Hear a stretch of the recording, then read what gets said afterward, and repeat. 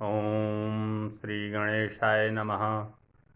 वंशी विभूषितकरानवनीरुदाभात् पीताम्बरादरुणबिम्बफलाधरोष्ठात् पूर्णेन्दुसुन्दरमुखादरविन्दनेत्रात् कृष्णात् परं किमपि तत्त्वमहं न जाने। कृष्णात् परं किमपि तत्त्वमहं न जाने। मैं वेंकटेश शर्मा, सहायक प्राध्यापक, गुरुकुल संस्कृत महाविद्यालय बैरगनिया सीतामढ़ी, आज की ऑनलाइन कक्षा में उपशास्त्री प्रथम खंड के विद्यार्थियों का हार्दिक अभिनंदन करता हूं, स्वागत करता हूं। आज की कक्षा अनिवार्य द्वितीय पत्र राष्ट्रभाषा हिंदी की है। इसके अंतर्गत आज हम लोग पद्य भाग से मलिक मोहम्मद जायसी के बारे में, उनकी जीवनी के बारे में अध्ययन करेंगे। महाकवि मलिक मोहम्मद जायसी हिंदी भाषा के एक जाने माने कवि थे। उनका जन्म लगभग 1492 ईस्वी में जायस, अमेठी, उत्तर प्रदेश में हुआ था। इनके पिता का नाम मलिक शेख ममरेज था। बचपन से ही कवि मृदुभाषी, मनस्वी और स्वभावतः संत थे। चेचक हो जाने के कारण इनका स्वरूप आकर्षक नहीं रहा तथा बाईं आँख और कान भी अपना कार्य करना बंद कर दिया था।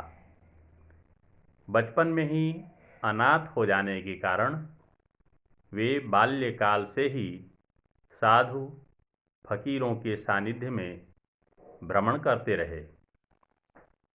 जायस में रहते हुए आरंभिक काल में इन्होंने कुछ समय किसानी भी किए, किंतु स्वभाव से संत होने के कारण शेष जीवन एक सच्चे फकीर के रूप में गुजारे।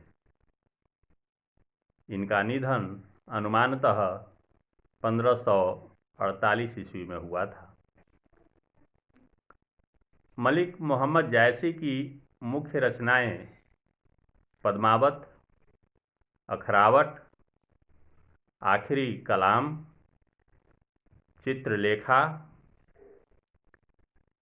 कहरा नाम, मसाला या मसाला नामा आदि हैं। इसके अतिरिक्त चंपावत, होली नामा, इरावत आदि रचनाएं भी हैं। साहित्यिक विशेषताएं: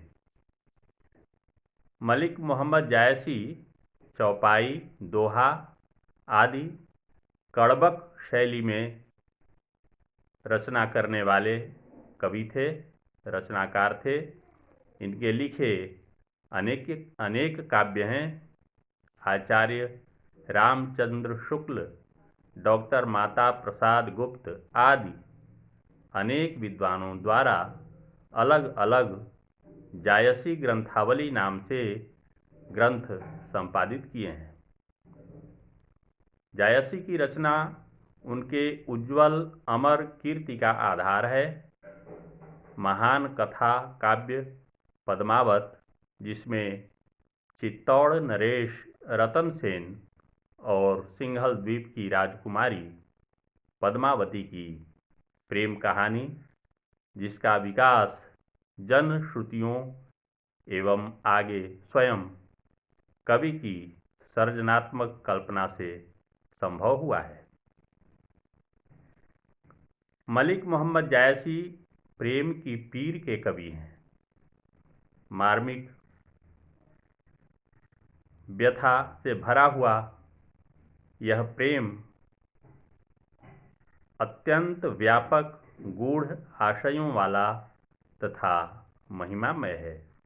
यह प्रेम अनुभूतिमय, रासायनिक एवं इस अर्थ में क्रांतिकारी है कि यह विभिन्न पात्रों को अमिट चरित्रों के रूप में निखारते हुए उन्हें एक दिशा देकर परिणतियों तक पहुंचा देता है।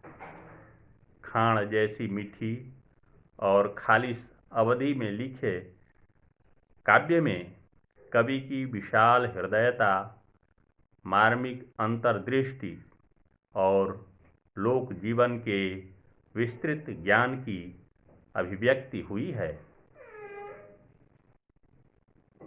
कविता का सारांश। कड़बक एक कविता में कवि मलिक मोहम्मद जायसी ने अपनी असुंदरता का वर्णन करते हुए सांसारिक माया सौंदर्य का अत्यंत सूक्ष्म वर्णन किया है। कवि एक नेत्र से हीन होकर दुख नहीं प्रकट करता है, बल्कि अपने गुण के आधार पर नेत्रहीनता को व्यर्थ मानता है। यह संसार अपनी अपूर्व छटा और विराटता को लेकर अपने भीतर अनेक रहस्यों को छुपाए हुए है। इस नश्वर संसार में कवि अपनी नेत्रहीनता की तुलना प्रकृति के अनेक स्वरूपों से करते हुए गुण कर्म की महत्ता को सर्वोपरि मानता है। कवि अपने कुरूपता और एक नेत्रहीनता पर शोक प्रकट नहीं करता, बल्कि अपनी काव्य प्रतिभा के आगे कुरूपता और एक नेत्रहीनता को तुच्छ मानता है। कवि कहता है कि जिस प्रकार काले धब्बे से युक्त चंद्रमा अपनी शीतलता और प्रभा से जग को आलोकित करता है, अतः उसका दोष गुण के आगे ओझल हो जाता है। जिस प्रकार बिना आम्र मंजरियों के आम में सुगंध नहीं पैदा होता, अपने खारापन के लिए सागर उतना गुणहीन नहीं है जितना अपनी विशालता और गहराई के लिए विख्यात है।